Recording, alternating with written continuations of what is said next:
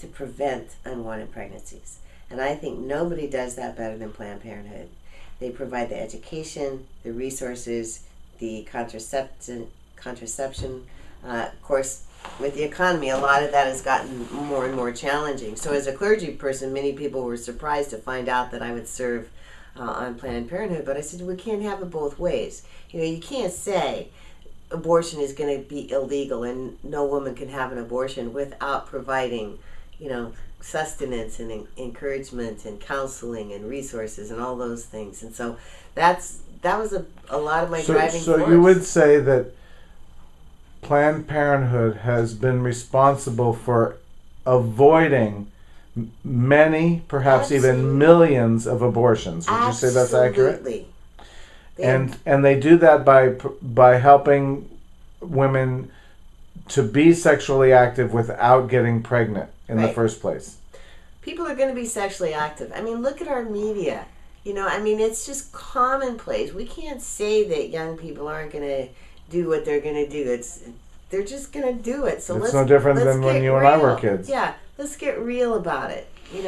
And the opponents to abortion, the ones that try and keep it illegal, the ones who are pulling us back into that through legislation.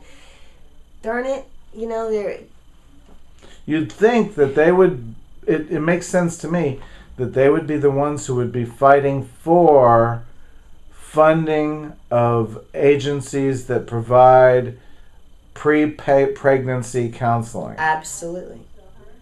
To avoid unwanted pregnancies. Absolutely.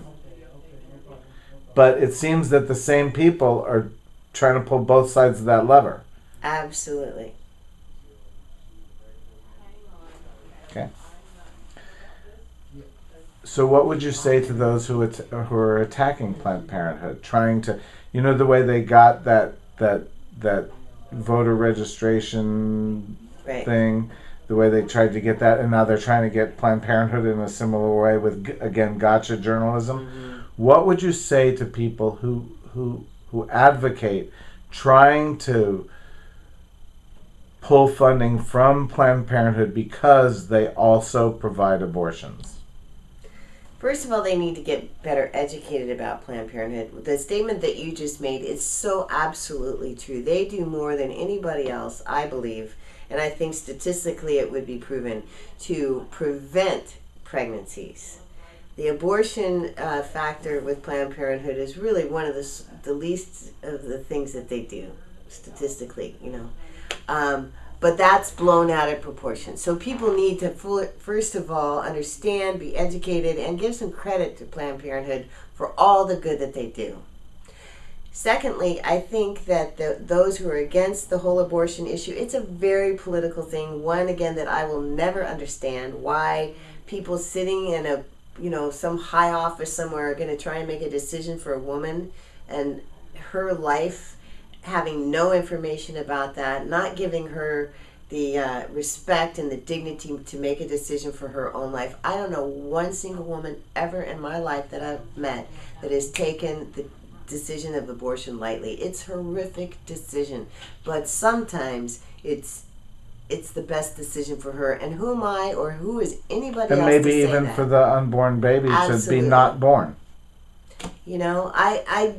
I want people to not have to make that decision. I don't want them to be faced with that agony. But I am not going to make that choice for somebody else. Briefly tell us about the work of Sacramento Area Congregations Together. Sacramento Area Congregations Together, Sacramento ACT they call it, is a group of congregations. Now it includes, it's interfaith. It started out being Christian. But they are a group that chooses to do sort of community organizing. So, for instance, one of the issues a couple of years ago was that budgets were cut, school buses were cut, kids were having to pay full price on city buses to get to school. So Sacramento Area Congregations Together did all the community organizing, laying the foundation, talking to the people, have public hearings, et cetera, and got that ruling changed. So that's the model. It's along the lines of the Saul Alinsky community organizing. They don't claim his name because there's another organization that does, but that's basically what it is. I'm very interested in the process of calling. Okay, it's not something that our culture, we don't even use that word. Mm-hmm. We don't have it. Mm-hmm. We don't say, oh, he's called to the rabbinate. Mm-hmm. So I'd like you to discuss your own calling. And I have a specific question. Is there a way to self-generate calling?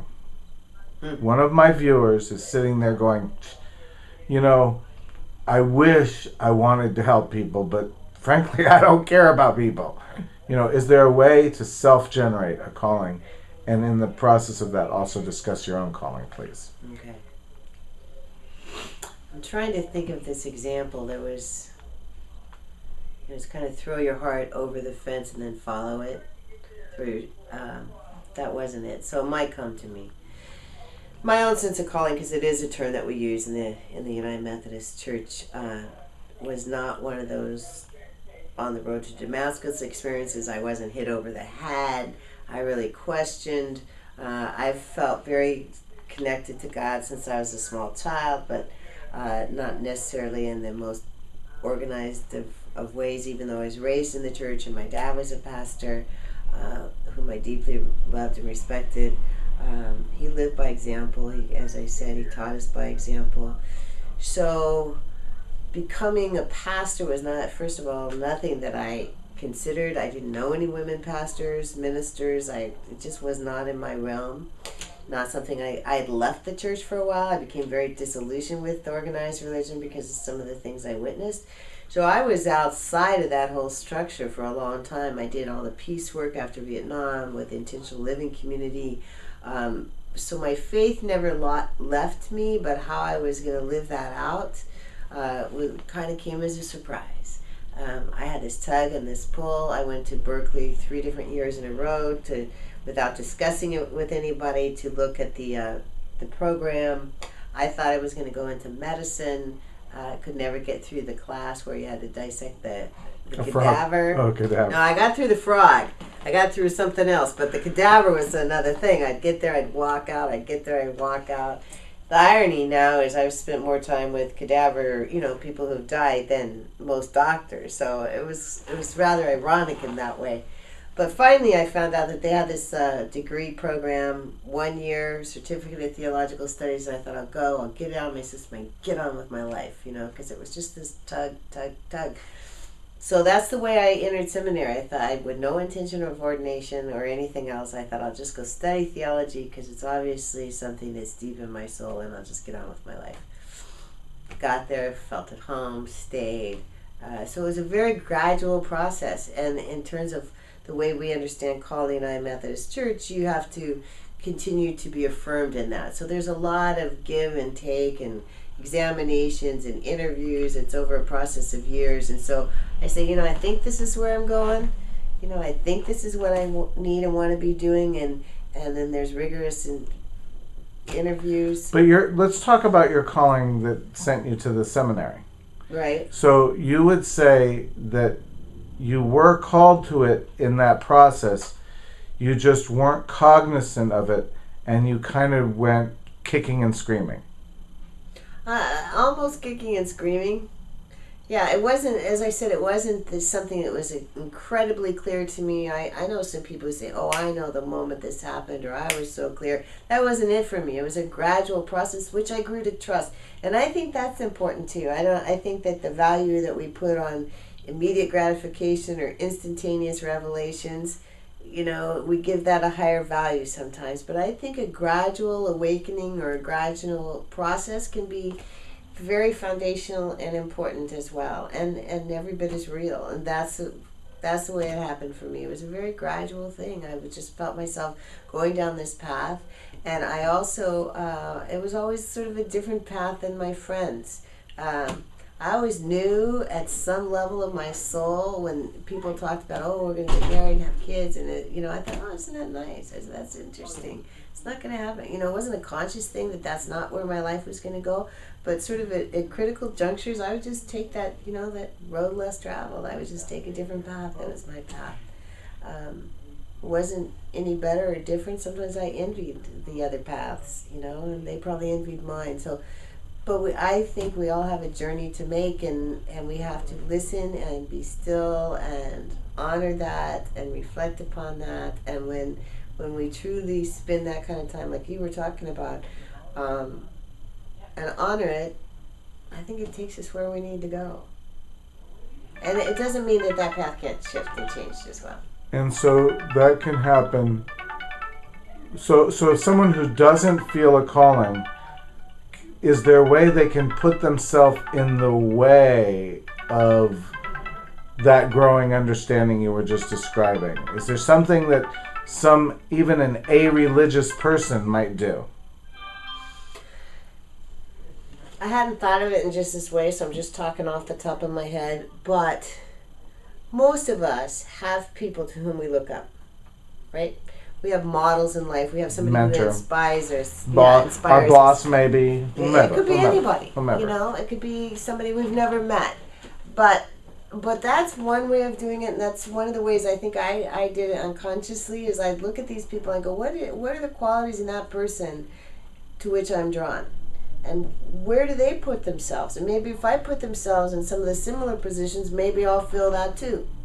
So I think that's one way. Sometimes we don't know. Just throw yourself into something, put yourself in that path, and see if it fits. So the way Tony Robbins describes that is find someone who's doing what you want to do and then copy them. Okay. But be honest with yourself. I mean, don't try and be a clone. Don't say this person is so wonderful. So that person is just a person too. So there's a lot of projection. And we all have clay feet. We all have clay feet. There's a lot of projection. But, try it out. See if it fits for you. Some people would be shocked to know that I'm very much of an introvert. I would even say I'm shy. But you wouldn't know it from our meeting here today. Right.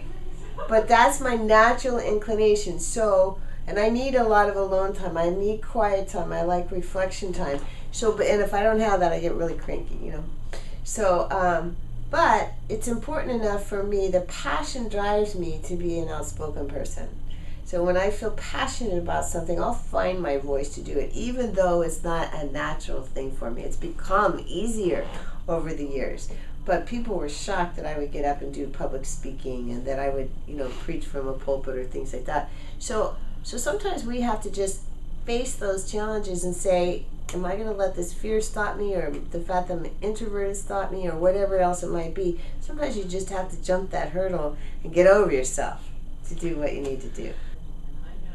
Is there any other service project or way that you've are of service or have been in your life that you think is important enough to bear mentioning right now? I've tried a lot of different things. I worked with Habitat for Humanity. I think they're a great organization. It was fun to do that.